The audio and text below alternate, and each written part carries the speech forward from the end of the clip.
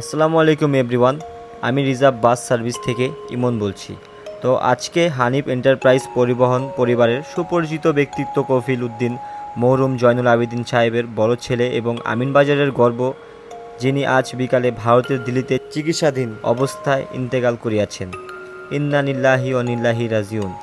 Reserve bus service পরিবারের পক্ষ থেকে মরহুম সাহেবের রুহের মাগফিরাতের কামনা করছি। মহান আল্লাহ তাআলা যেন তাকে জান্নাতুল ফেরদৌস নসিব করেন এবং শোক সপ্তগুলো পরিবারকে ধৈর্য ধারণ করার তৌফিক দান করুন। হানিফ এন্টারপ্রাইজ, যেটা আমরা দীর্ঘদিন ধরে পরিচিত একটি পরিবহন, এটি দেশের মানুষের কাছে একটা বিশ্বস্ত প্রতিষ্ঠান, একটি বিশ্বস্ত পরিবহন, যা বাংলাদেশ সড়ক ও জনপথে মানুষদের জীবনের নিরাপত্তা দিয়ে থাকে।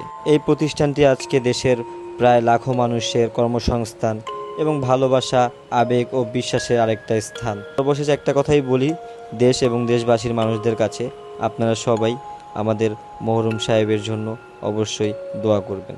ধন্যবাদ।